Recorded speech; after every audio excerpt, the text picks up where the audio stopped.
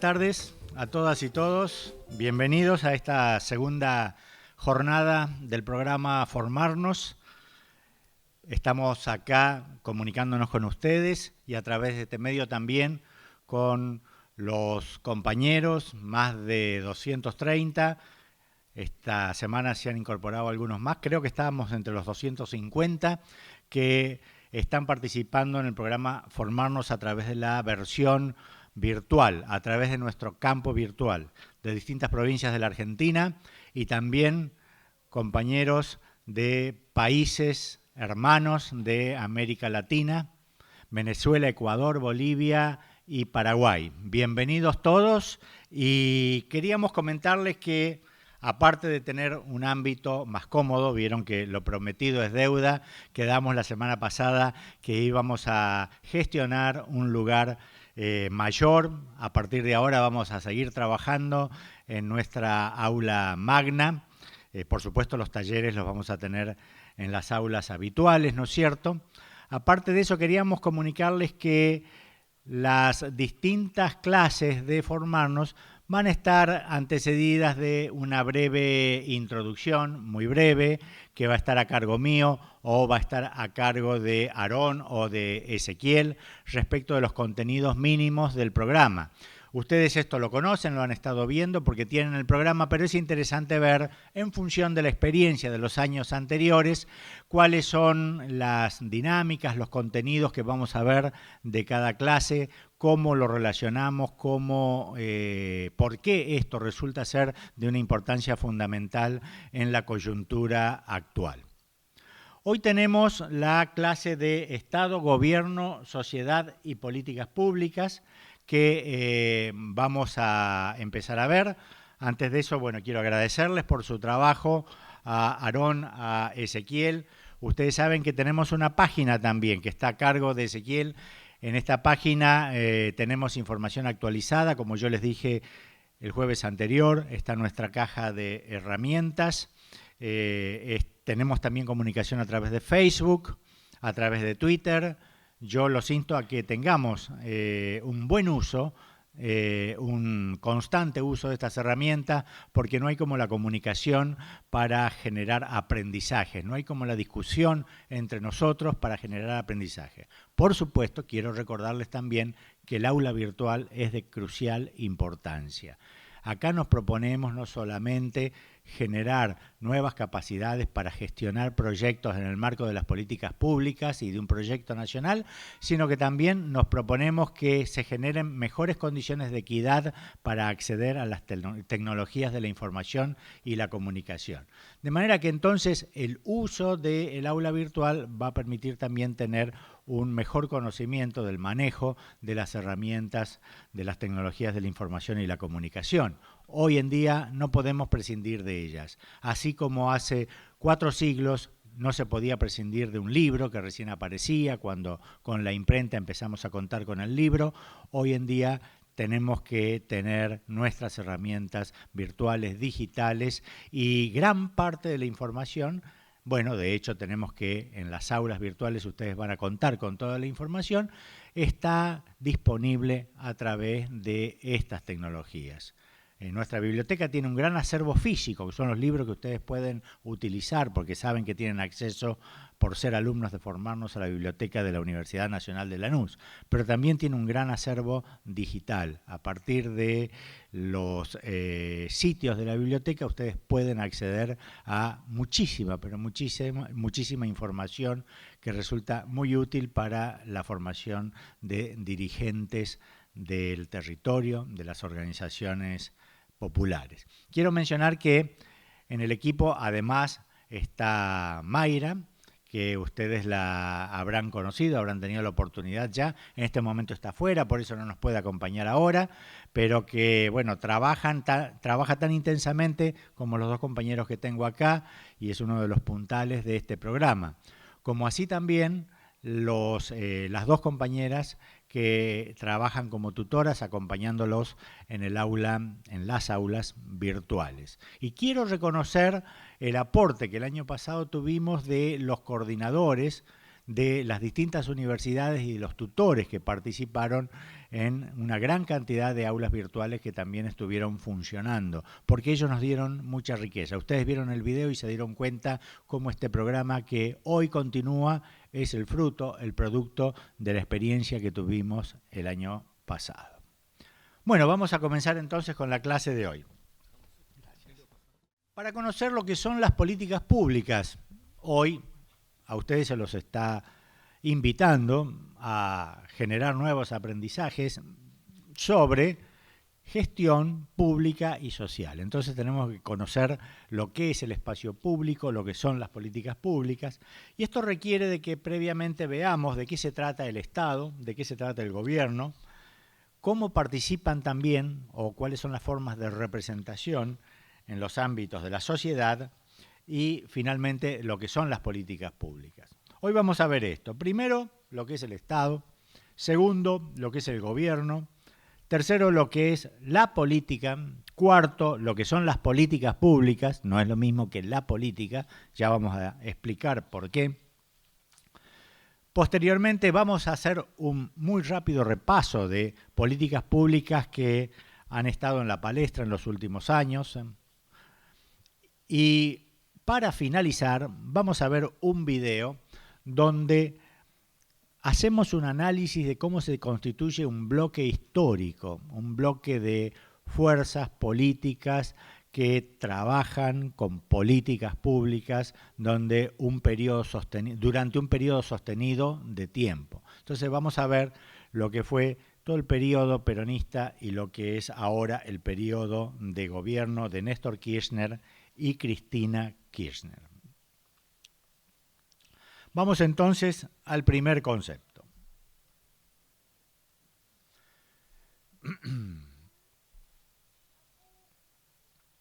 El Estado. Se concibe el Estado moderno como una comunidad de hombres organizados con una potestad superior a la potestad de los demás grupos sociales, supongamos sindicatos, un partido político, una asociación empresaria, que tiene capacidad de acción y de coerción, es decir, tiene capacidad de ejercer la fuerza, de generar este respeto y esta adhesión.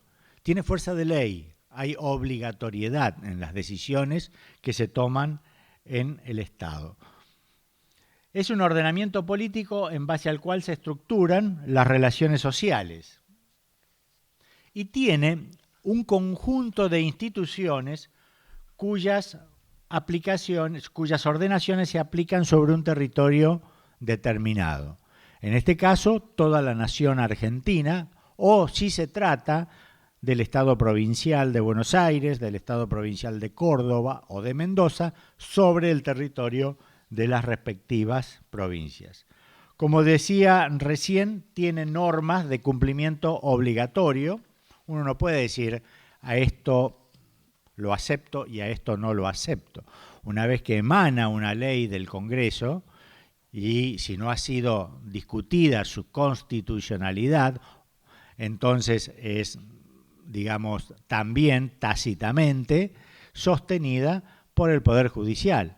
Ha participado el Poder Ejecutivo, que la ha enviado, el Poder Legislativo, que la ha dictado, y finalmente el Poder Judicial, que la ha confirmado, ¿no? A partir de allí, las normas, las leyes, son de cumplimiento obligatorio. Estas sí son leyes que emanan del Congreso de la Nación, que pueden tener origen en el Poder Ejecutivo o pueden tener origen a instancias de algún diputado o de un senador o de un grupo de ellos o de un partido político al que ellos pertenecen, pero siempre son los diputados, no el partido, los senadores, no el partido, los que hacen la presentación, y a partir de allí también puede surgir una ley sin que haya sido presentada previamente por el Poder Ejecutivo.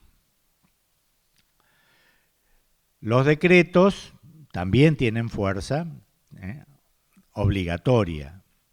Las ordenanzas municipales también la tienen. obviamente todas las leyes y los decretos provinciales también tienen fuerza obligatoria, es decir, deben ser cumplidas, respetadas por toda la ciudadanía, no son optativas. Ahora bien, es importante destacar que cada vez que se emite una norma, esta que señala la obligatoriedad, esta norma es el resultado de la negociación institucional de diversos grupos sociales. En principio, en el Congreso tenemos representaciones de distintos partidos o fuerzas políticas que negocian entre sí para apoyar o no una norma que se ha iniciado en el Ejecutivo o en el mismo Congreso, o que acuerdan hacerle modificaciones para finalmente darle entonces sí el apoyo y así obtener la mayoría. Antes de que una ley surge del Congreso de la Nación, ha habido muchísimas negociaciones, y no solamente entre fuerzas políticas, también negociaciones entre distintos grupos de interés, entre distintos grupos sociales, entre movimientos sociales, entre organizaciones sindicales, empresarias, en fin, esto es lo que se conoce como influencia, lobby o cabildeo para que una ley salga adelante o para que un proyecto de ley sea modificado o simplemente para que no salga. Existe este forcejeo, esta contienda en el marco del poder.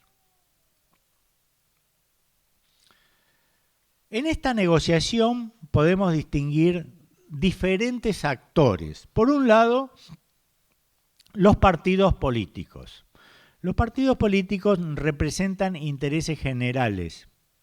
No quiere decir que representen intereses de toda la nación. Intereses de parte de la nación. Por eso se llaman partidos. No representan a la totalidad. Por eso hay elecciones, por eso los partidos compiten. Pero los partidos no representan el interés de un grupo en función de su inserción laboral, de un grupo en función de su inserción territorial, de un grupo en función de su identidad o de un interés específico, sino que tienen como misión articular los intereses de distintos grupos gremiales, empresarios, de identidad, regionales, y reunirlos en forma de proyecto o de programa o de ley que es del interés de toda la comunidad nacional o provincial o municipal. Así actúan los partidos políticos. Luego tenemos grupos con intereses específicos o particulares que son los que mencioné recién, que alimentan con sus demandas la formulación de proyectos o de leyes que hacen los partidos políticos. En este caso tenemos asociaciones del trabajo y de la producción, movimientos sociales. Por ejemplo, en nuestro país han sido de mucha influencia y cada vez más en los últimos años los movimientos de derechos humanos. Se ha generado una poderosa fuerza que tuvo un alto costo para erigirse como tal. Costo de vidas humanas, de desapariciones, de cárcel, de no los militantes populares solamente que fueron encarcelados durante la dictadura, sino también de aquellos que, a partir de distintos organismos de derechos humanos, como la Asamblea por los Derechos Humanos, el Movimiento de Familiares, Hijos, el Movimiento Ecuménico por los Derechos Humanos, la Liga por los Derechos del Hombre, todos ellos tuvieron también sus luchas, sus bajas, sus persecuciones, hasta que finalmente, a partir de este nuevo milenio, el nuevo siglo, el actual, vimos que después de muchas defecciones altas y bajas, este movimiento se impuso de manera sostenida y bueno, tuvo también la oportunidad de encontrarse con decisiones de gobierno que les dio un lugar que nunca había tenido antes. Bueno, quiero decir, el movimiento de derechos humanos es un movimiento de intereses específicos y concientizó e incorporó en la sociedad toda una temática que antes no existía. También ahora nos encontramos con el movimiento de pueblos originarios, con movimientos regionales. De larga data son, por supuesto, sobre todo a partir del primer gobierno peronista, el desarrollo de las organizaciones empresarias y sindicales, aunque las organizaciones sindicales tienen sus primeras manifestaciones a comienzos del siglo pasado y finales del siglo antepasado, en muchos de los casos a partir de ideas y de iniciativas que tomaron mucho de los inmigrantes que pertenecieron a la clase obrera incipiente que se estaba desarrollando en nuestro país. Tenemos distintos grupos de presión, algunos más explícitos, otros más embosados, digamos, pero todos sabemos cómo los medios de comunicación de masa presionan de manera muy fuerte. Los credos religiosos también ejercen su presión a fin de que se sostengan, se mantengan o se resalten sus valores y sus creencias, y también la posibilidad de ejercer su culto. Las distintas corporaciones, asociaciones profesionales, los médicos, los abogados, el Colegio de Ingenieros, el Colegio de Ciencias Económicas que hay en el país y en distintas provincias. Todos ellos representan intereses específicos, no de una persona, pero sí de un grupo muy amplio, pero que no es toda la nación.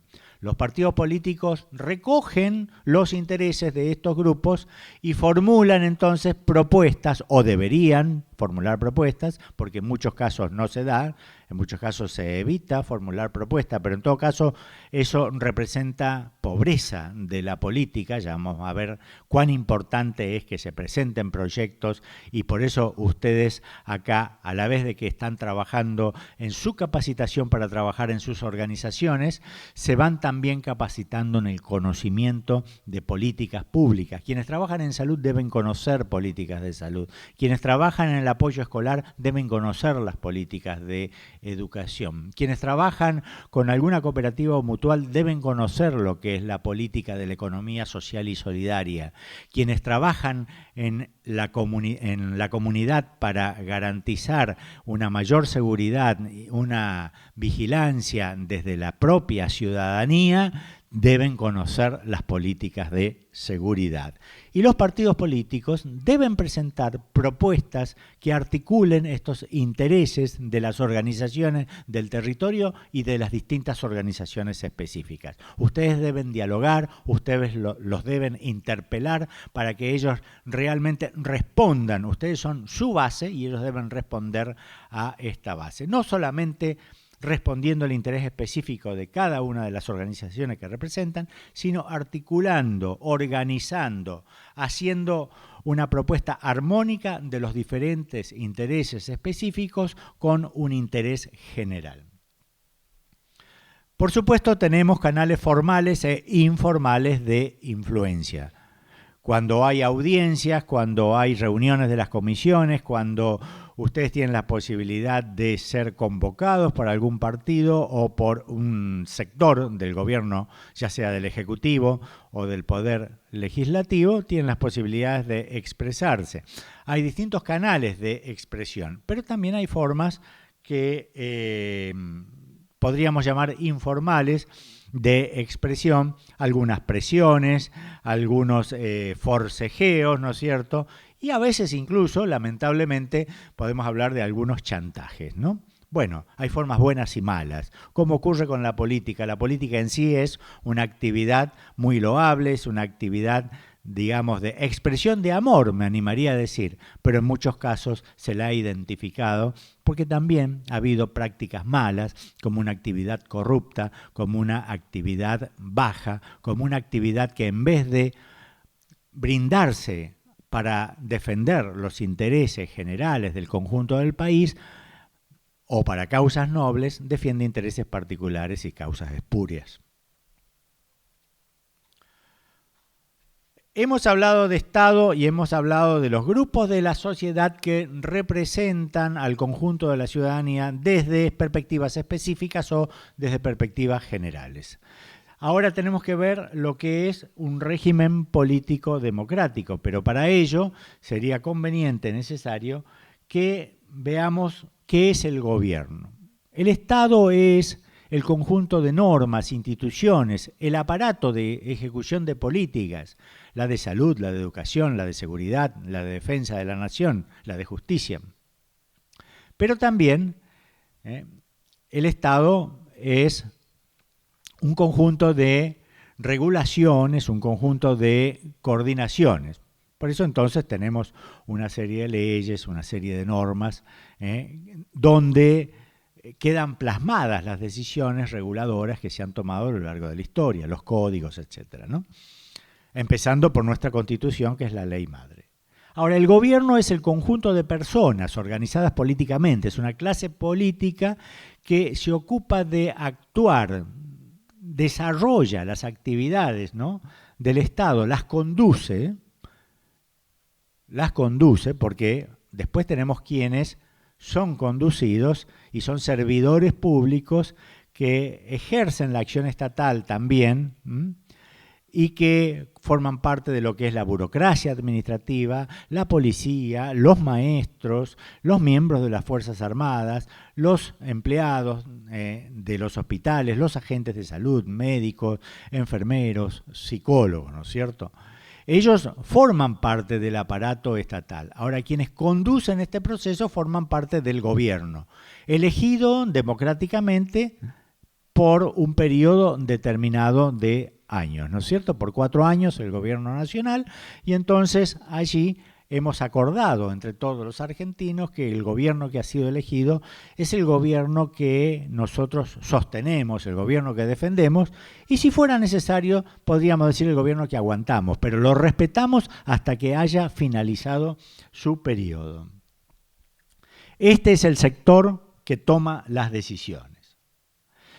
Distingamos ahora lo que es un régimen político o los distintos regímenes políticos, ¿no? El régimen político nos habla de la forma que se accede al gobierno y la forma en que se ejerce el gobierno. Nosotros tenemos una democracia que está definida como el gobierno del pueblo, por el pueblo y para el pueblo. Es del pueblo porque es elegido a través de elecciones con el voto universal.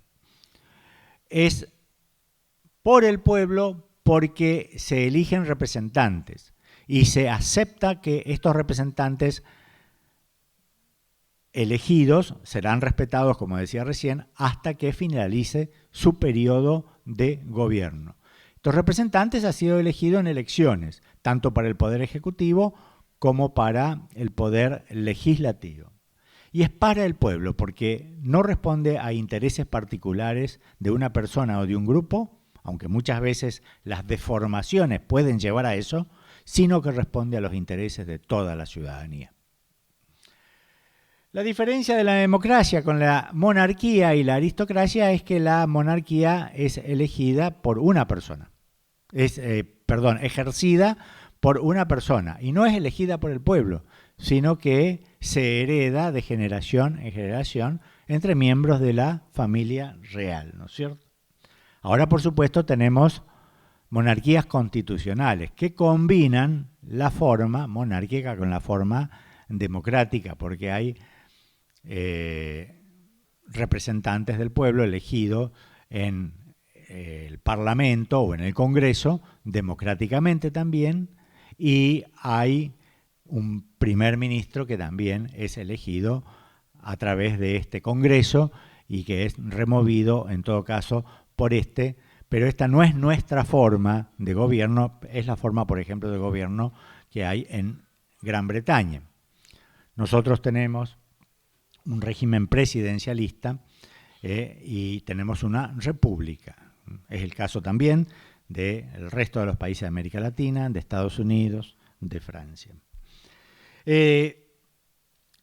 La aristocracia es el gobierno de los pocos, unos pocos que se eligen representando a notables en la sociedad. No sé si ustedes recuerdan, pero Pinochet en Chile, al retirarse, intentó generar una mezcla de gobierno democrático para que hubiera una buena herencia de lo que había sido la dictadura, con un sector de gobierno aristocrático. Entonces tenía representantes elegidos entre los notables, entre los cuales también estaba él mismo. Nuestra Constitución Nacional dice que nuestra forma de gobierno es representativa, republicana y federal. Representativa por lo que ya decía, republicana porque no tenemos un régimen hereditario, tenemos normas, leyes a las cuales todos tenemos que acogernos, elegimos presidente y se va turnando o se va modificando, digamos, reemplazando los representantes cada un periodo determinado de gobierno, en nuestro caso 4 años, en alguna época fue de 6. Y tenemos un sistema de división, control y equilibrio de poderes. El poder ejecutivo, que es unipersonal, ejecuta las leyes. En algunos casos también les da origen porque las envía al Congreso de la Nación. El Congreso de la Nación, el Poder Legislativo, que es bicameral, compuesto por la Cámara de Diputados y la Cámara de Senadores, es el que formula las leyes. Las leyes tienen fuerza a partir de la formulación del Poder Legislativo. Mientras tanto, existe toda esta deliberación a la que me referí anteriormente. Y finalmente, el Poder Judicial, conformado por la Corte Suprema de Justicia, las cámaras y los juzgados, interpreta las leyes. En algunos casos se considera que una ley, que no lo dice todo, porque ninguna ley tiene todo escrito, y existe una controversia entre partes que demandan interpretar adecuadamente la ley, es el Poder Judicial el que interviene. Se apela al Poder Judicial, se dirigen los ciudadanos al Poder Judicial, plantean que una determinada ley consideran que no es constitucional o que determinado artículo de una ley debería ser interpretado de una manera y no de la otra como su contendiente lo pretende. Y finalmente entonces allí el Poder Judicial resuelve la controversia. Ustedes recordarán que hubo una gran discusión sobre la ley de comunicación audiovisual respecto que si era constitucional o no era constitucional. Hubo por parte del Grupo Clarín una interpelación a los efectos de plantear que era inconstitucional después de que hubo 10 años de movimiento democrático, de formulación para que esta ley fuera presentada ante el Congreso de la Nación, discusión aprobada por mayoría, obviamente, porque no podía ser de otra manera, y finalmente se presenta un recurso de inconstitucionalidad. Bueno, después la Corte Suprema decidió que esta ley era constitucional. En el territorio podemos tener gobiernos unitarios y gobiernos federales. El nuestro es un gobierno federal. Tuvimos en la historia gobiernos unitarios, centralistas, radicados en Buenos Aires, ¿no? Pero el gobierno federal supone que está dividido en provincias, en otros países de América Latina estados, en Estados Unidos también son estados, ¿no es cierto? Y tienen prerrogativas políticas y administrativas comúnmente nucleadas en torno a una carta orgánica o constitución nacional para la nación y constituciones provinciales para las provincias. Las naciones, nuestra nación es soberana, las provincias son autónomas porque pueden contar con su propio gobierno y constitución, y los municipios son autárquicos porque cuentan con su propio gobierno pero no con su constitución. Digamos, en este sentido, dependen de la provincial. Vamos a un tema más polémico, pero de mucha discusión en nuestros días, que es la diferenciación entre el Estado neoliberal o Estado liberal sencillamente y el Estado social, también llamado Estado de bienestar. El Estado liberal fue el primer modo o forma de Estado moderno. Cuando después de las monarquías aparecen las repúblicas o aparecen las monarquías constitucionales después de las monarquías absolutas, se forma el Estado moderno que tiene un gran poder, viene a sustituir al poder que tenía el soberano único en la nación y entonces se diversifica, se complejiza, se dividen los poderes que mencionamos anteriormente, pero tiene, aparte de estas funciones de emitir leyes y hacer que se cumplan, muy pocas otras responsabilidades. Es un Estado regulador, es un Estado mínimo, que tiene algunas funciones, en algunos casos, en la administración de justicia, no en algunos casos, en todos los casos de administración de justicia, ejerce la defensa del país, se encarga de las relaciones exteriores del país, se encarga de la seguridad interna del país y después de un cierto periodo en nuestro país se hizo cargo de la educación. A partir de la generación del 80 se hace cargo también de la educación. Esto con el propósito de unificar la nación con una misma lengua. Recuerden que había una gran afluencia de migración en aquellos años, con una misma cultura, con, un mismo acervo de interpretación de nuestra historia nacional. Se creó, se terminó de conformar un relato histórico nacional, con la historia de Mitre, obviamente, desde la perspectiva liberal, y alguna intervención en salud, pero más que hacerse cargo de la salud, ese Estado se hacía cargo de los cuidados sanitarios de la población para evitar epidemias, para evitar problemas de este tipo, ¿no? Era más bien una atención de tipo sanitarista, no se hacía cargo de la salud. Con el tiempo, el Estado se complejiza y toma a su cargo todas las funciones que luego serían las del estado de bienestar o las del estado social. El cuidado de la niñez, el de la tercera edad, la educación que pasó a multiplicarse y a ser masiva, con una incorporación masiva de la población ya a nivel medio, la educación universitaria pasó a ser gratuita, todo esto durante el periodo del primer gobierno peronista.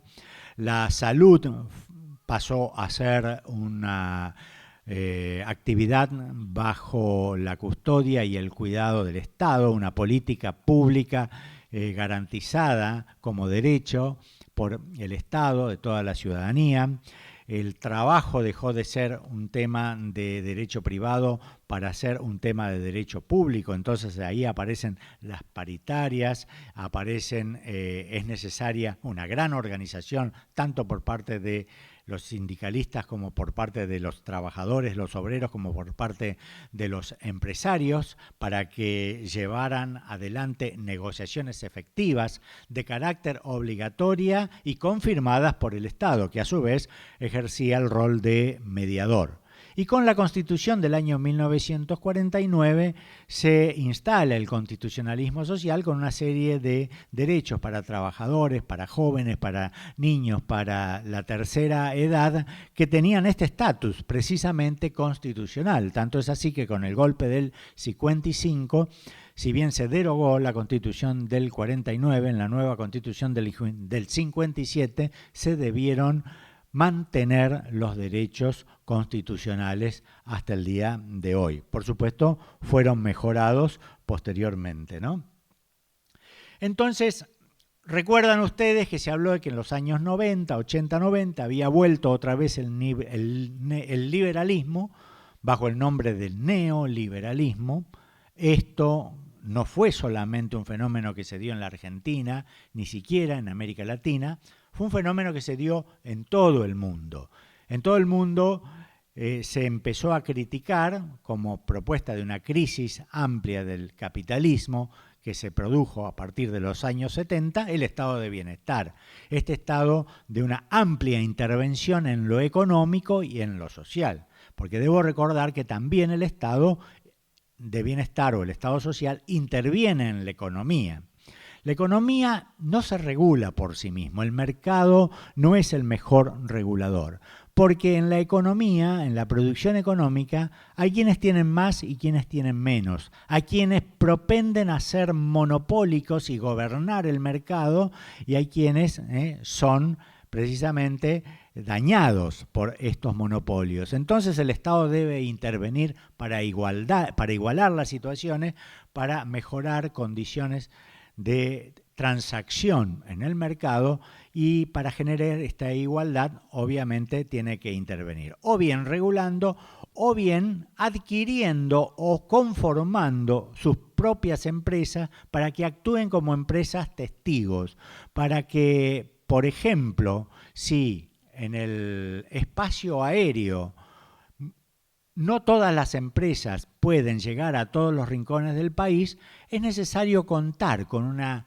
empresa de bandera nacional como Aerolíneas Argentina, que es la que se encarga de llegar a todos los rincones, pero además de poner precios testigos para que no se excedan otras aerolíneas que intervienen en el mercado, porque de esta manera entonces, si las demás aerolíneas ven que Aerolíneas Argentina tiene precios más bajos, todos los clientes se le van a Aerolíneas Argentina y ellos también tienen que bajar los precios, ¿no?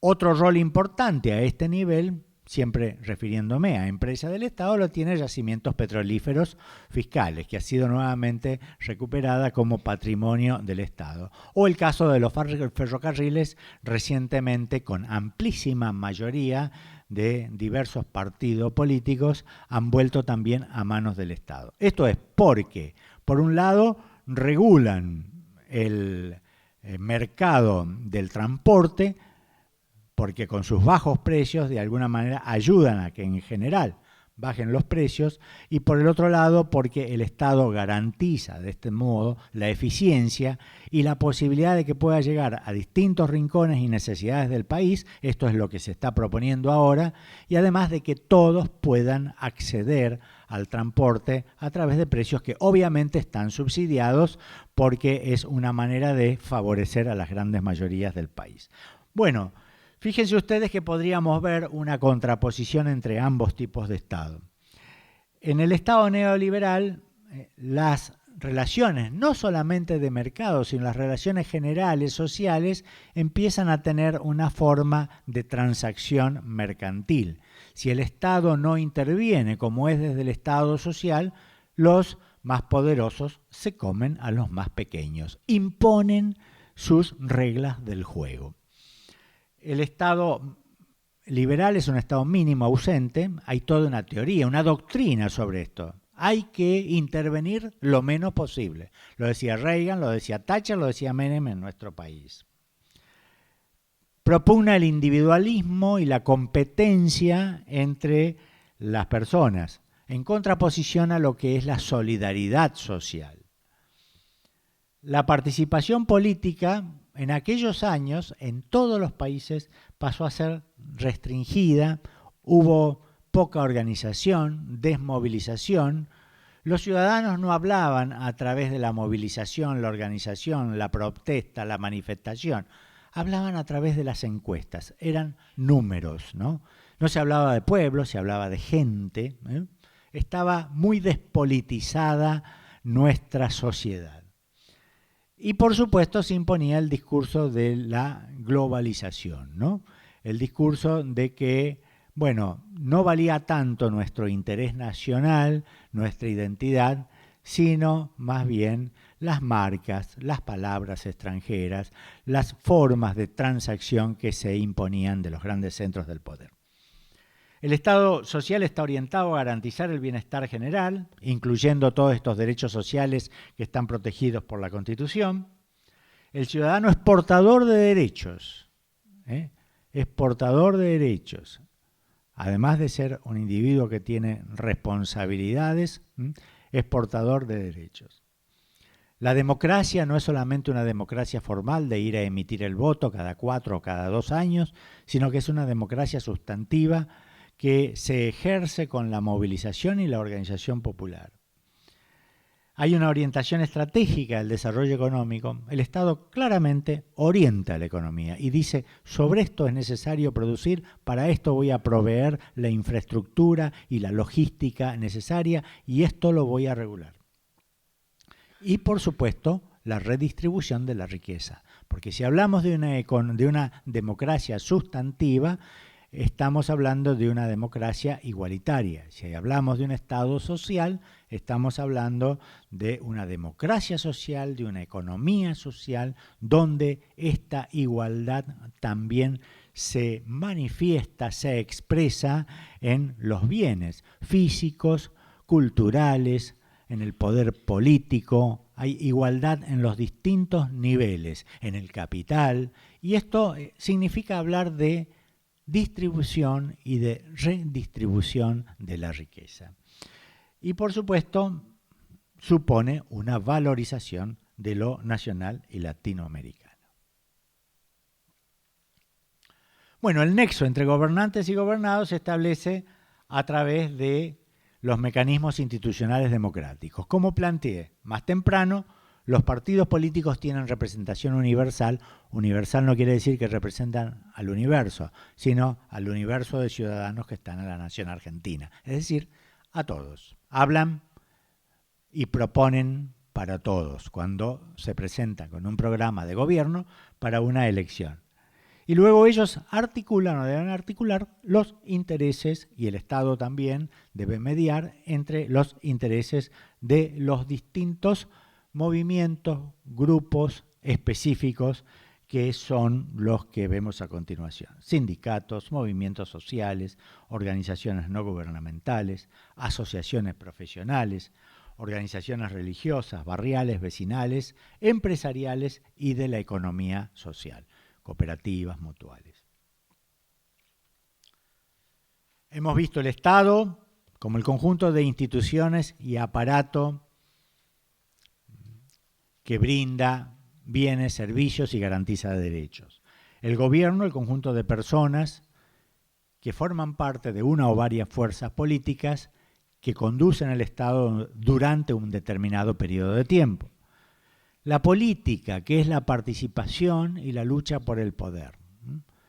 ¿Vos estás en política? Sí. ¿Qué quiere decir? Estás en un partido, estás en un movimiento, estás peticionando, estás reclamando, estás generando fuerza, estás generando poder. Esto es la política, partidaria o no. La política es buena y necesaria, es indispensable para el fortalecimiento de la democracia. Digo esto porque durante un buen tiempo, en la época del neoliberalismo, se hablaba de la política y de lo político como algo malo, dañino, corrupto, bajo. Puede haber mala política, pero la política es una actividad muy loable. Y por último tenemos las políticas públicas, que no es lo mismo que la política. Con política se hacen políticas públicas, sí, pero ¿qué son las políticas públicas? Son procesos de decisión y acción que están destinados a resolver determinados problemas. Problemas que tienen que ver con el interés general o con lo que la población siente que es el interés general. Problemas que a veces se agrupan en campos, en áreas. Entonces tenemos los problemas de salud, los problemas de educación, los problemas de vivienda, los problemas de seguridad y una respectiva política pública para brindar soluciones en materia de salud, de vivienda, de seguridad, de defensa nacional, de producción, etcétera, ¿no? Las políticas están orientadas por objetivos, estrategias. Es bueno aclarar, no siempre están del todo definidas, delineadas, no siempre son claras, pero se van construyendo con el tiempo. Y por supuesto, se van construyendo en el debate público. Por eso hay mucha disonancia, mucho ruido, hay mucha deliberación cuando una política va tomando forma y cuando se está llevando a cabo también, porque cuando se implementa una política de salud o de educación, todavía se siguen, ustedes lo saben muy bien, tomando decisiones. Es importante aclarar que si bien para que haya una política pública debe participar el Estado, y ahí actúan los miembros del Estado que yo más temprano mencionaba, los que forman parte de este aparato estatal, los agentes de seguridad, de salud, los educadores, los administrativos. Ahí actúan también los gobernantes sus asesores, sus ayudantes, que son los que toman las decisiones en el nivel más alto. Pero estas decisiones son construidas socialmente, no surgen de una persona, ni de un grupo, ni de un partido. Porque para que haya una política tiene que haber deliberación y consenso. Ni el más solitario dictador podría llevar a cabo, impulsar una política con su única y propia voluntad. Es necesario que exista algún margen de consenso. No todo se puede imponer por la fuerza, aún con la fuerza legal. Por eso decimos que los gobiernos son elegidos, pero después se tienen que legitimar con el tiempo, más allá de la legitimidad de origen. Tiene que mantener esta legitimación. De manera entonces las políticas son socialmente construidas, tienen antecedentes históricos. La política de salud hoy tiene su antecedente en las políticas de salud de las décadas precedentes y así también la educativa. Todavía en la escuela primaria nosotros tenemos una impronta muy fuerte de lo que fue la Ley 1420, que fue la primer política educativa de educación primaria universal, obligatoria, laica y gratuita. Y tienen marcos institucionales. Esto quiere decir que hay normas, decretos, resoluciones. Esto quiere decir que hay reglas del juego. Una política no se puede ni diseñar ni implementar como se le antoja a un grupo. Tiene que responder a los marcos institucionales que el país o la provincia tiene. Y ustedes han sentido hablar de planes. Hoy en día hemos vuelto a formular planes, plan estratégico, alimentario, plan industrial, plan de ciencia y técnica, planes que organizan la acción hacia el futuro, planes, programas y proyectos. Los más abarcadores son los planes. Estos se suelen componer de estrategias. Cuando pasamos al nivel más operativo tenemos programas y tenemos proyectos. ¿Cómo se conforman las políticas? Si es que son socialmente construidas, como dije recién, si es que todos participamos, si es que los distintos partidos, los distintos grupos y los distintos ciudadanos intervienen en la formulación y en la implementación de la política. Porque cada vez más hay formas cogestivas de llevar adelante las políticas públicas, donde el Estado participa con organizaciones de la comunidad u organizaciones que representan distintos sectores de la sociedad para implementar las políticas, ¿no es cierto? O si no, la ciudadanía controla, o si no, la ciudadanía demanda. Pero sobre todo la ciudadanía delibera. Delibera en la arena pública. ¿Qué es la arena pública? Ese espacio donde todos discutimos sobre lo que se hizo ayer o lo que no se hizo o lo que se va a hacer en materia de seguridad o de salud, o sobre la forma de resolver un problema o la forma en que no se resuelve un problema, o consideramos un problema algo que antes no se consideraba como tal, digamos. Esto es la arena pública donde se delibera. El lugar de trabajo, el lugar de estudio, la calle, incluso el lugar de recreación, por supuesto los medios de comunicación, de allí que sea tan necesario que existan distintas campanas en materia de medios de comunicación, distintas unidades de comunicación, distintos medios, ¿no? Que no haya solamente monopolios, y ni tampoco se desea que haya un monopolio estatal. Por eso la nueva ley establece que hay tercera parte para el sector privado, tercera parte para el Estado, porque el Estado no podría tener la conducción de un proyecto nacional y propuestas fuertes ante la deliberación pública si no tuviera por lo menos lo mismo que tiene el sector privado en materia de comunicación y de debate público.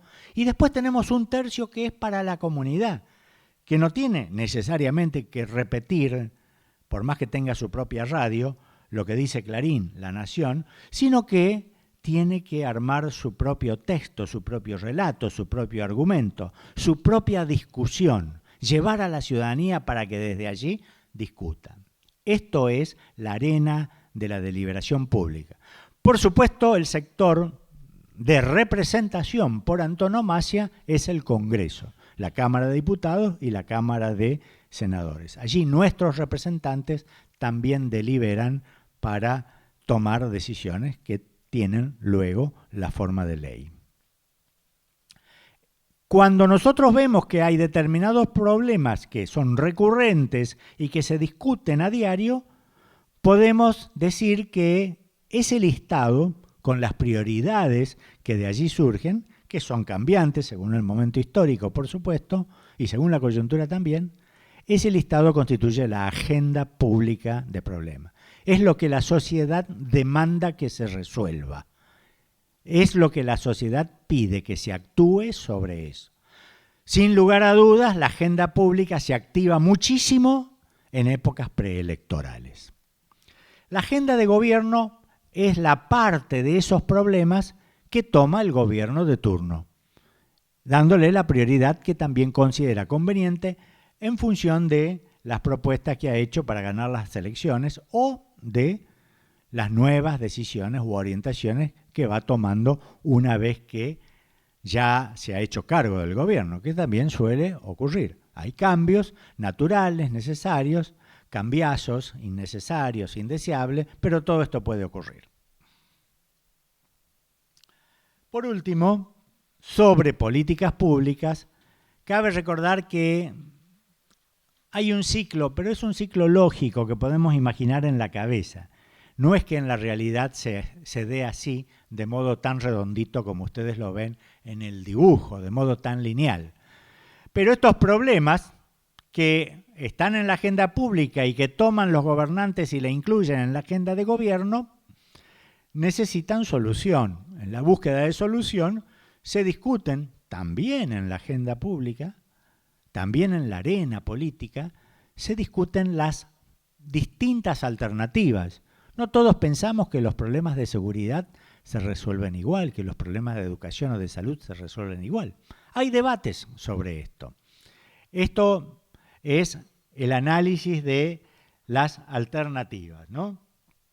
Una vez que se identificó y se estructuró el problema, se analizan las alternativas y finalmente se toma la decisión respecto del camino de mejora. Se elige una de ellas, se decide, allí suelen tomar forma de ley las decisiones o formas de decreto para darle fuerza por aquello que decía al comienzo. Hay decisiones del Estado que son obligatorias para toda la ciudadanía.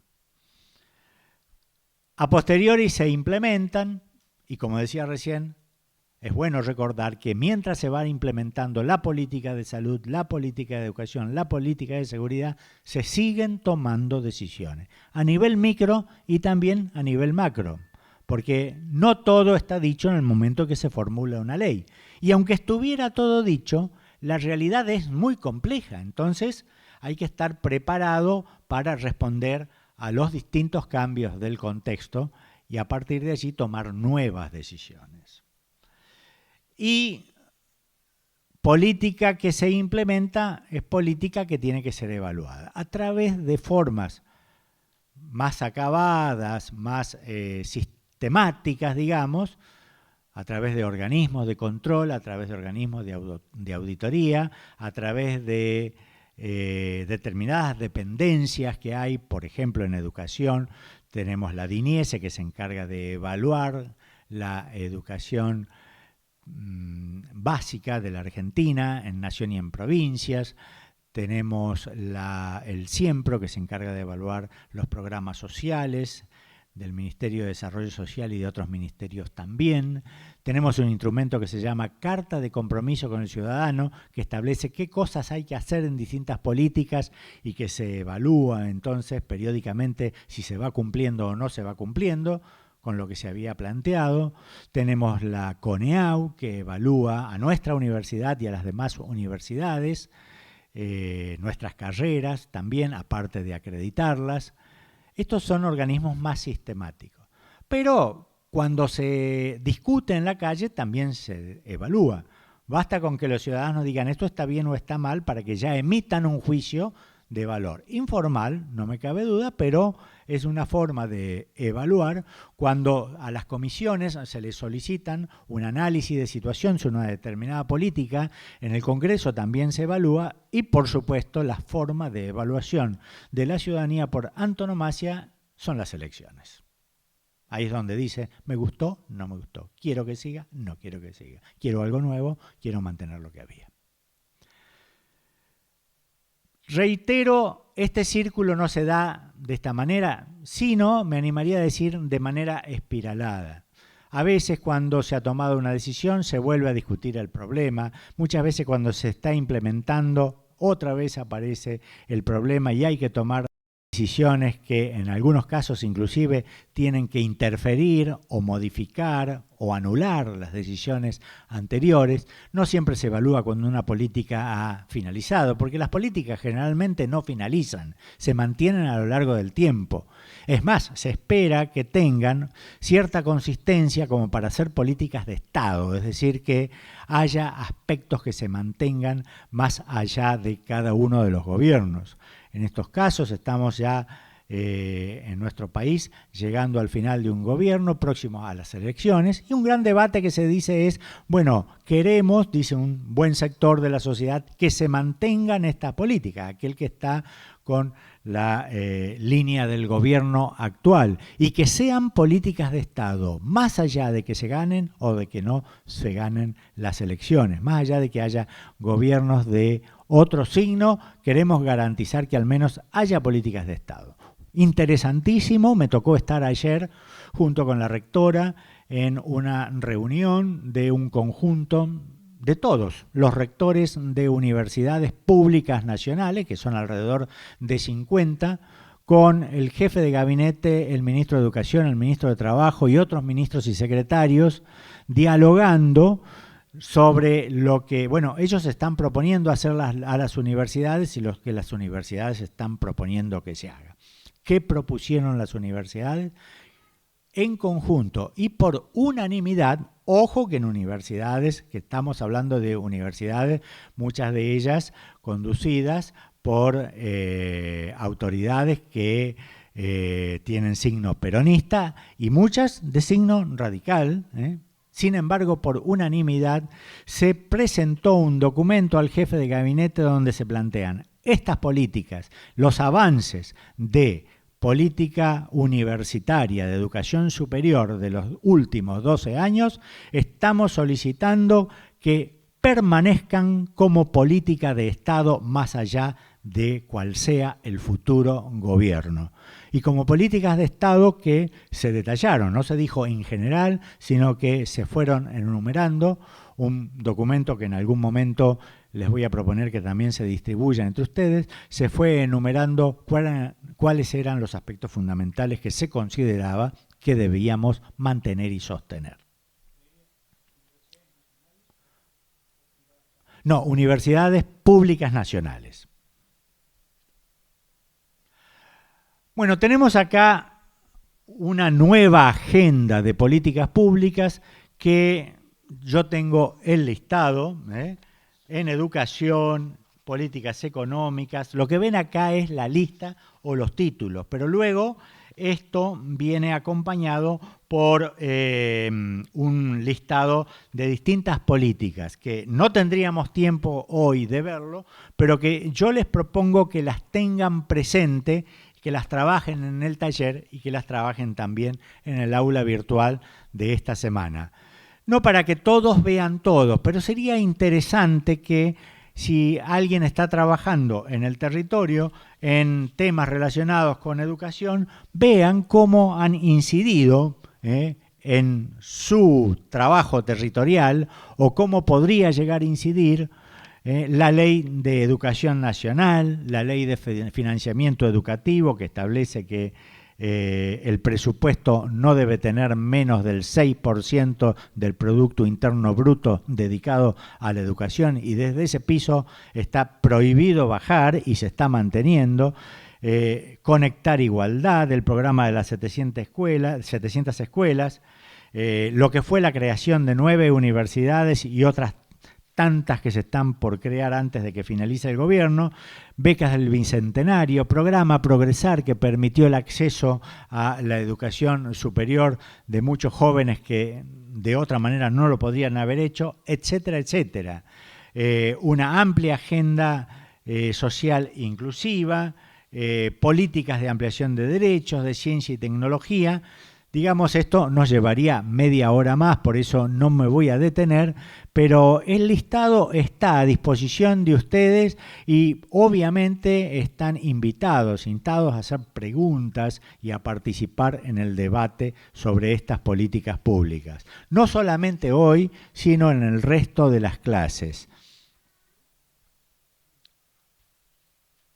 Quedaría ahora para proponerles que veamos cómo se combina esto de la discusión en la arena política, el ejercicio democrático del poder de las organizaciones que representan intereses específicos, de las organizaciones que representan o deben representar intereses generales, como son los partidos políticos, con el aparato del Estado, con el ejercicio del gobierno y con el conjunto de políticas públicas que articuladas entre sí en un determinado momento histórico conforman lo que se podría llamar un modelo o un proyecto de nación. Vamos a analizar a través del video primero lo que fue la etapa del peronismo y en segundo lugar una etapa de otro gobierno de signo peronista, pero que después de la fractura que generó el tiempo neoliberal, reinstauró y además enriqueció muchas de las propuestas del Estado social que se habían instaurado anteriormente.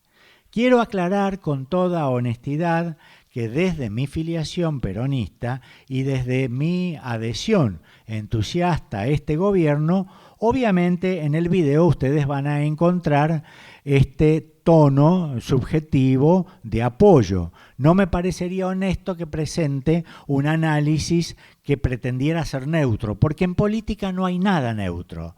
Pero sí quiero plantearles que se ofrece desde una invitación a la participación democrática, donde quienes tengan el mismo pensamiento obviamente lo pueden enriquecer y que quienes tengan un pensamiento diferente lo pueden y lo deben discutir para desarrollar este fortalecimiento de la arena política en nuestro país y para darle mayor profundidad a nuestra democracia. Hecha esta aclaración, los invito ahora a ver el video.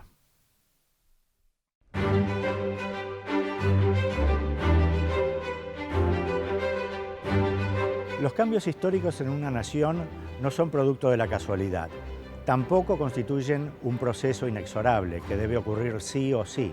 En realidad se deben conjugar varios factores. Debe haber una voluntad política de cambio, una fuerza popular política organizada, ideas claras acerca del rumbo que se quiere tomar y un contexto histórico favorecedor. A continuación vamos a reflexionar sobre esto.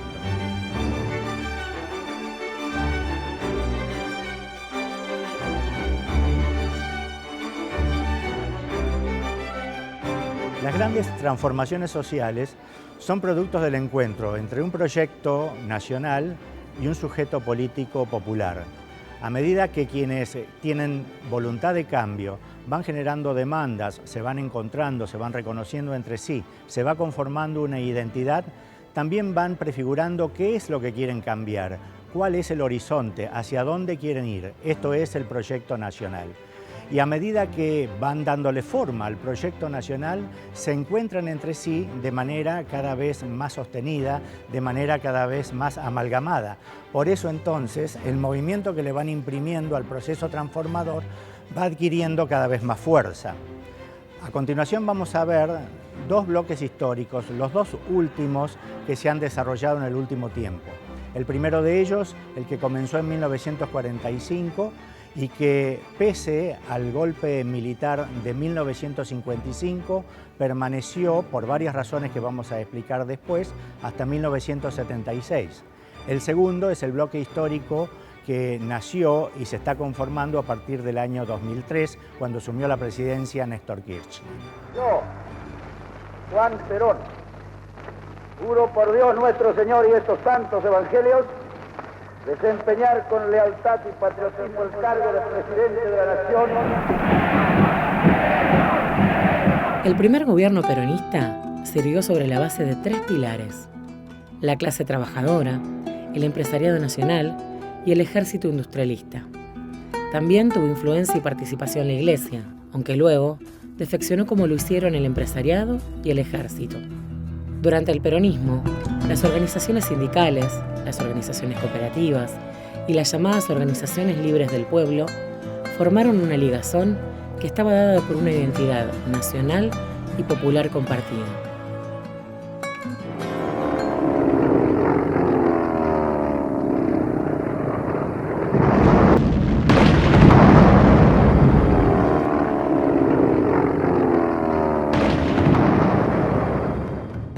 Con el golpe militar de 1955, el bloque nacional y popular fue derrotado.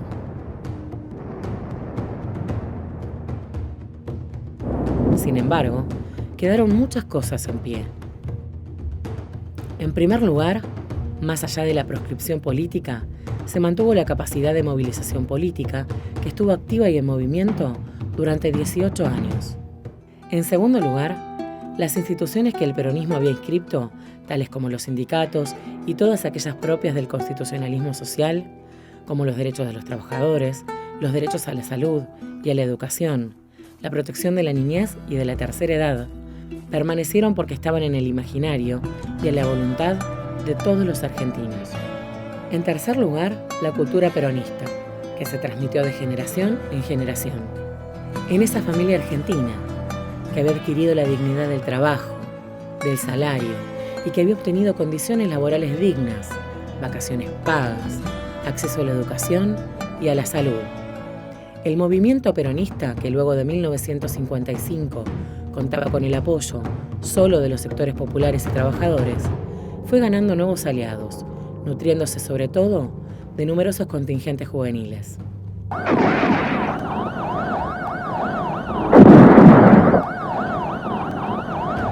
El régimen militar fue crecientemente presionado por una diversidad de organizaciones sociales y fuerzas políticas, y el propio Juan Domingo Perón fue armando diversos frentes para aislar al régimen. Se produce de esta forma el regreso de Perón en 1973. Pero tras su muerte, un año más tarde, la división interna del peronismo y el estado de debilidad de la organización popular dan lugar al periodo más sangriento de la historia argentina. Se abre, señores, un nuevo capítulo en la historia económica argentina. Hemos dado vuelta una hoja del intervencionismo estatizante y agobiante de la actividad económica para dar paso a la liberación de las fuerzas productivas. La dictadura militar de 1976 terminó de romper lo que podríamos llamar un empate hegemónico. Hasta ese momento histórico, los sectores nacionales y populares impedían con su organización y lucha que se limitaran o hicieran desaparecer sus derechos, pero no podían erigir un proyecto propio. A su vez, los sectores oligárquicos no contaban con las condiciones políticas para imponer un modelo neoliberal.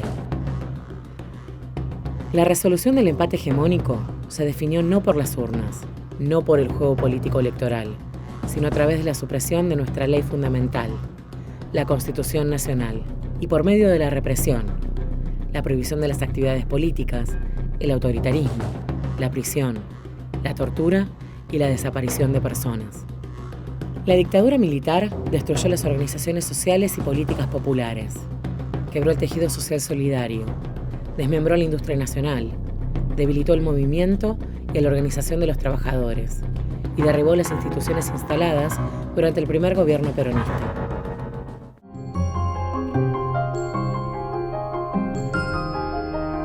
Posteriormente, desde 1983 hasta 2003, no se dieron las condiciones para que se generara un nuevo bloque histórico nacional y popular.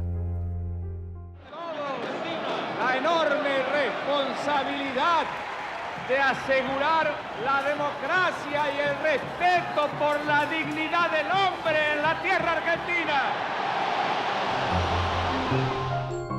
Si bien se asistió a la recuperación democrática en 1983, fue una democracia lavada, una democracia hackeada. Se habló de generar un nuevo movimiento histórico, pero pronto se reflejó que tenía mucho de clase media y poco de clase trabajadora. También se hizo un gran hincapié en el antiautoritarismo, pero se estigmatizó a las organizaciones populares, colocándolas al mismo nivel que la dictadura, poniéndola en igualdad de condiciones y de responsabilidades. Se creó la teoría de los dos demonios, sin tener en cuenta que a las acciones autoritarias desde arriba se respondió con resistencia y lucha desde abajo.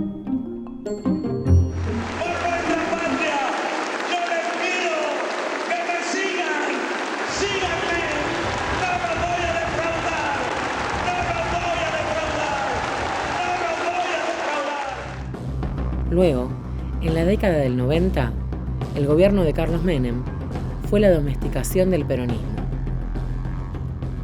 Hasta superó al propio Alvear en la domesticación que éste hizo del radicalismo.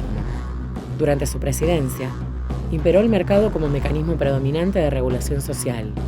Se impuso un Estado desregulador y tercerizador, que delegaba la provisión de servicios públicos a las empresas privadas. Nosotros hemos ideado un decálogo que dentro de unos días se conocerá, que es el decálogo menemista de la reforma del Estado.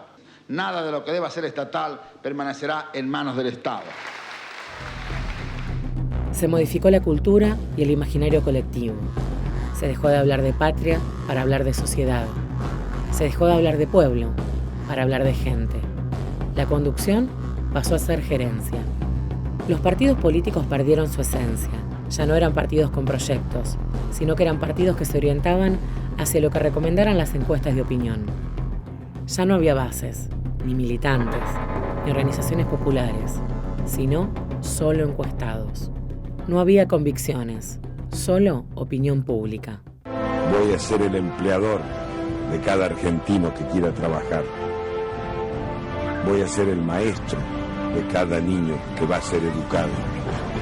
Voy a ser el que empuje a la cárcel a cada delincuente, a cada corrupto. Voy a ser el presidente de una Argentina distinta. Eso es lo que voy a hacer. En el nuevo siglo llega el gobierno de la Alianza, con Fernando de la Rúa y Carlos Chacho Álvarez. La Alianza se propuso ser la cara más prolija y humana del modelo menemista. Continuó con la misma política, hecho que se evidenció cuando realizó un recorte del 13% a los jubilados y empleados del Estado.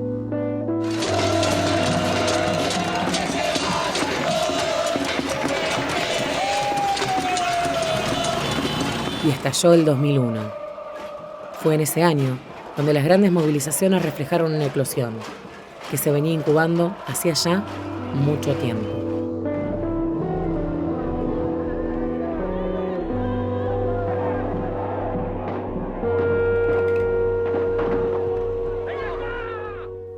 Era una eclosión de masas y el comienzo de una nueva etapa.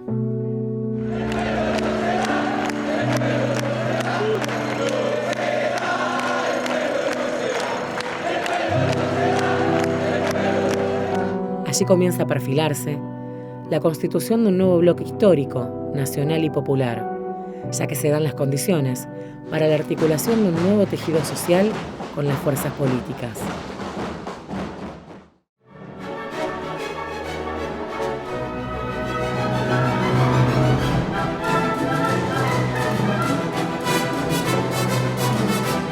Podemos hacer una analogía entre el bloque histórico popular y la música, entre los componentes del bloque histórico, que son, como habíamos dicho, el proyecto nacional, el sujeto político popular y la dinámica transformadora, por un lado, y por el otro lado, los componentes de la música, que son melodía, armonía y ritmo.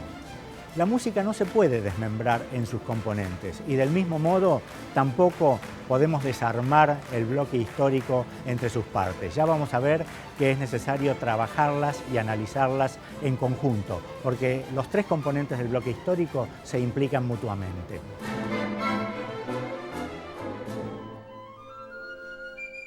El proyecto nacional es el equivalente a la melodía.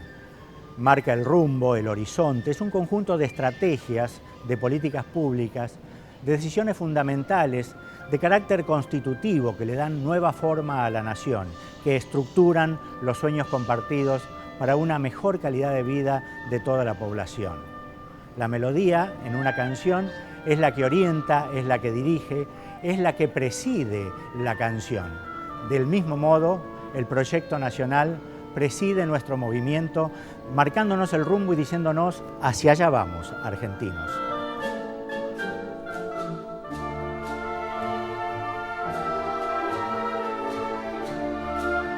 El sujeto político popular es la armonía.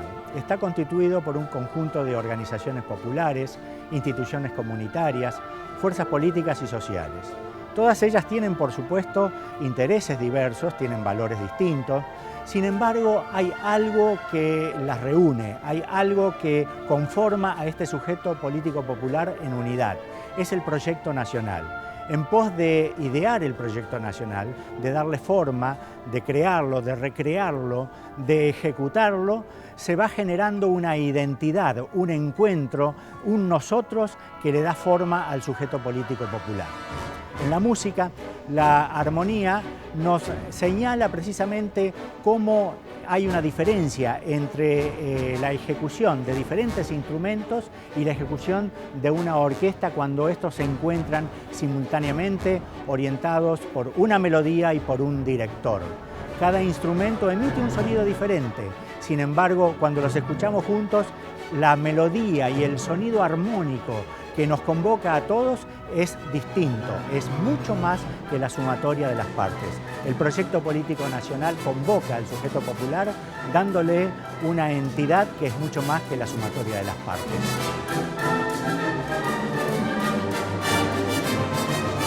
Y el ritmo es el impulso movilizador.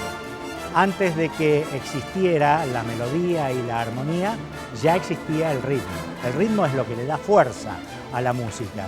Y en los albores de la humanidad, el hombre se movía con ritmo, se movía, bailaba y marchaba. Del mismo modo, el proyecto nacional es impulsado por el sujeto político popular a un cierto ritmo. A veces es muy acelerado, a veces es lento, a veces hay pausas, a veces hay reinicios. Pero lo que sí sabemos es que a medida que el proyecto nacional se va clarificando, va tomando forma, se va construyendo, se va ejecutando, se va haciendo realidad y a medida que el sujeto político popular va ganando en identidad, ambas cosas juntas, entonces el ritmo se hace irrefrenable.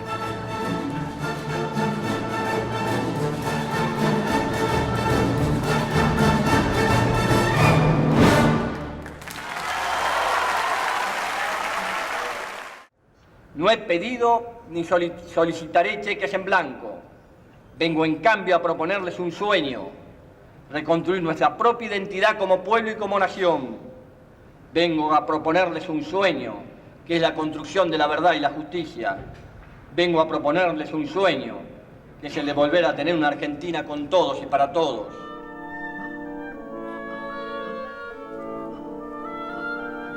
La melodía es el proyecto político nacional. Sin embargo, antes que el proyecto irrumpa en escena, aparecen algunos símbolos, algunos relatos que perfilan el horizonte. Por ejemplo, el uso de la lapicera Bic que el presidente Néstor Kirchner utilizó dejando de lado una lapicera de lujo, o la herida en su frente cuando bajó a Plaza de Mayo y tomó contacto con el pueblo, como no lo hacía un presidente en muchos años, desafiando cualquier límite protocolar. Se suma a ello la bajada del cuadro de Videla y Viñone del Colegio Militar, o la lectura del poema de Joaquín Areta, Quisiera que me recuerden. Quisiera que me recuerden sin llorar, ni lamentarme. Quisieran que me recuerden por haber hecho caminos, por haber marcado un rumbo, porque emocioné su alma. porque se sintieron queridos, protegidos y ayudados. Estos hechos simbólicos, estas señales, son indicios de la formación de un nuevo horizonte histórico. Podemos recordar muchas más. El cambio en la Corte Suprema de Justicia a los pocos días de asumir su gobierno, la política de derechos humanos, la reestructuración de la deuda externa, el no al ALCA, al carajo, las nacionalizaciones, la estatización de los fondos de las AFJP, la apertura de numerosas universidades nacionales en el conurbano y ya con Cristina Fernández de Kirchner al frente del Poder Ejecutivo, la asignación universal por hijo, la estatización de aerolíneas argentinas, la expropiación de YPF, la implementación del programa Fútbol para Todos y la Ley de Servicio de Comunicación Audiovisual, entre otras. Todos estos hechos van marcando una huella, van señalando un camino. Y así se va construyendo un proyecto, con símbolos, con relatos.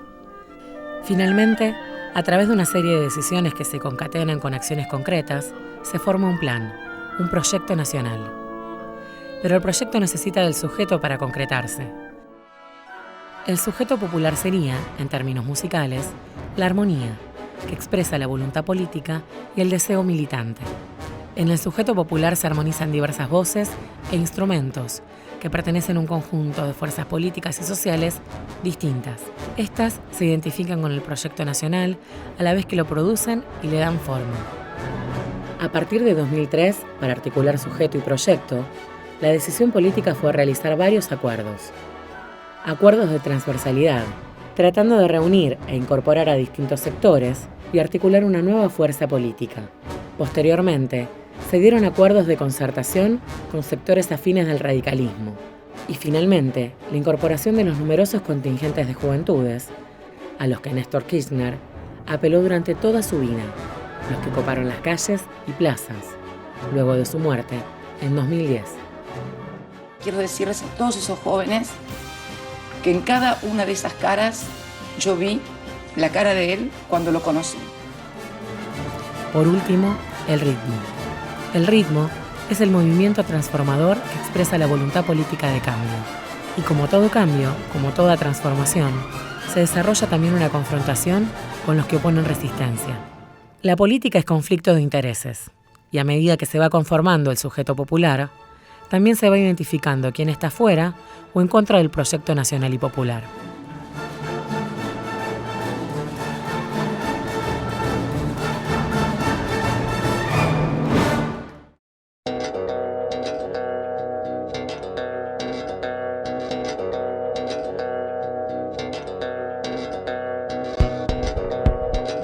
Hoy estamos presenciando el desarrollo de un nuevo bloque histórico. Un bloque histórico está conformado por clases sociales, sectores, movimientos, fuerzas sociales y políticas.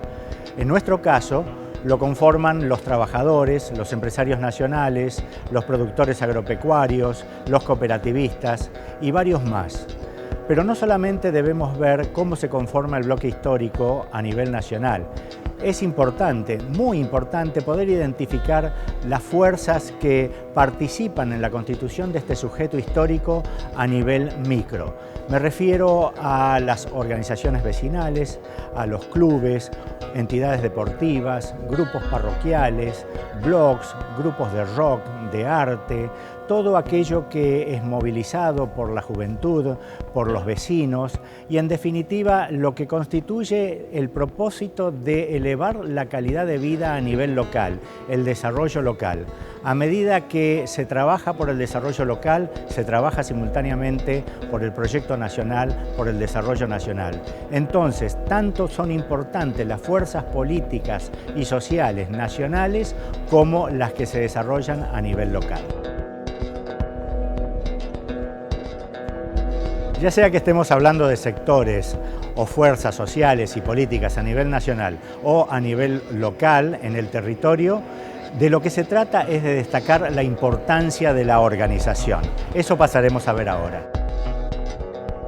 Existen varios teóricos de la izquierda internacional que plantean que los sectores populares o los trabajadores no deben organizarse, porque eso lleva al autoritarismo de la decisión o al verticalismo y burocratismo de la organización. Pero debemos preguntarnos, ¿Cómo se puede de esa manera generar un movimiento con la fuerza suficiente como para enfrentar en la arena política a un adversario? Porque muchos sectores impulsan la no articulación con los poderes políticos, alejándose de toda conducción y proyecto común. Pero se olvidan que los grupos económicos concentrados están organizados desde hace tiempo ya y actúan conforme a sus propios intereses. Mi voto no es positivo. Vale la pena recordar todos los intentos obstaculizadores y hackeadores que recibieron los gobiernos de Néstor Kirchner y Cristina Fernández de Kirchner, de los cuales la lucha de la patronal agropecuaria frente a la resolución 125 es uno de los más representativos. Que en nombre de la democracia, en nombre de la Constitución, en nombre de las leyes, liberen las rutas y dejen que los argentinos volvamos a producir y trabajar. No debemos olvidar las campañas sistémicas de los medios de prensa que se complementaron con los rumores por lo bajo que se practicaban en diversos ámbitos opositores. Como la política es conflicto, se generan estas situaciones de tensión, de lucha, de resistencia del establishment. Por todo ello, es necesario organizarse.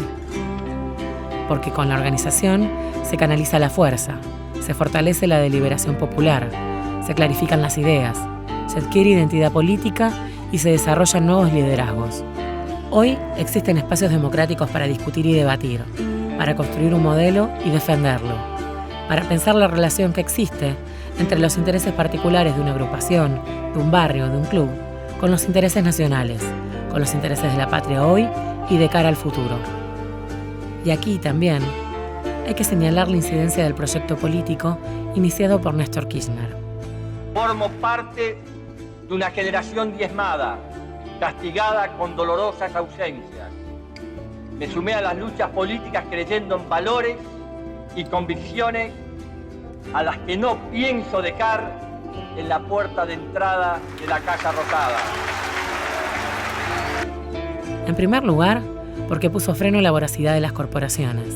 En segundo lugar, porque recuperó el Estado y a la política cuando nadie creía que iba a ser posible pensar que el Estado podía llegar a tener un rol predominante nuevamente, que regulase la economía y que distribuyese la riqueza social.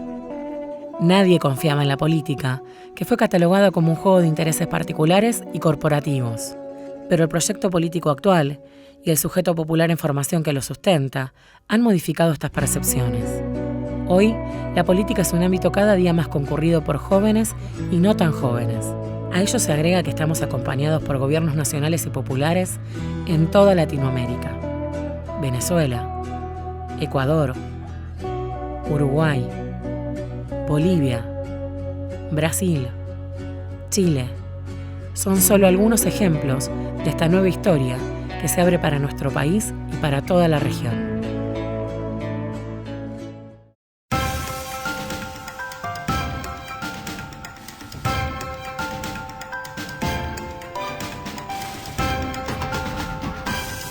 Todo pensamiento, toda producción intelectual es el resultado de un determinado momento histórico, así nos lo enseña la experiencia. También está inscripto en un espacio geográfico particular. Hoy en día que estamos asistiendo al desarrollo de un nuevo bloque histórico en nuestro país, acompañado también por el desarrollo de nuevos bloques históricos en otros países hermanos de América Latina, debemos generar nuestro propio pensamiento.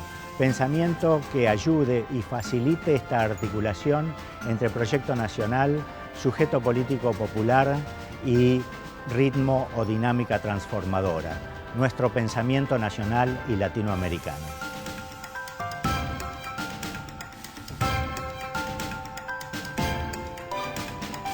La idea de formar un pensamiento nacional ya parece planteada desde los orígenes de nuestra nación. Y hoy, con este nuevo bloque histórico, hay conciencia de la necesidad de pensar nuestros problemas desde nosotros mismos, desde nuestros propios intereses.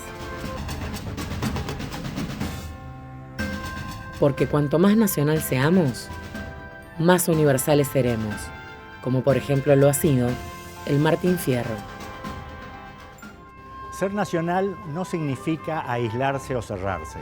significa más bien fortalecer nuestra propia identidad. Hay al respecto una anécdota muy linda entre Gershwin y Ravel. Gershwin es el padre del jazz norteamericano y Ravel el autor del famoso bolero.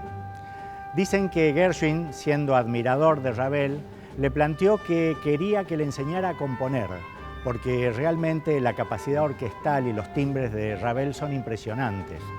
Y Ravel le contestó, no le conviene que yo le enseñe, porque en realidad usted va a ser, en ese caso, un Ravel de segunda, y es preferible que sea un Gershwin de primera. Ese es nuestro desafío, ser argentinos de primera y no norteamericanos o europeos de segunda. Las ideas no se transponen, los proyectos no se copian y tampoco puede repetirse la historia. Se transfieren conocimientos, se reelaboran ideas y nuevos proyectos son movilizados por nuevos sujetos políticos.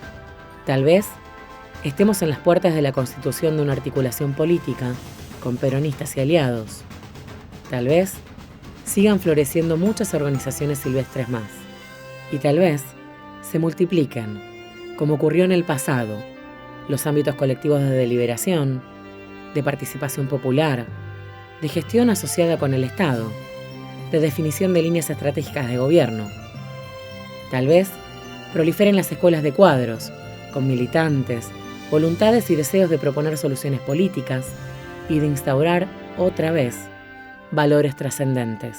Tal vez todo eso se articule y la política deje de ser moneda de cambio y se transforme en fuente de compromiso. Tal vez la melodía siga sonando y la voluntad crezca al ritmo de la multitud organizada, del pueblo. Tal vez, y seguramente así ocurrirá, se mantendrá viva aquella consigna que decía: patria sí, colonia no.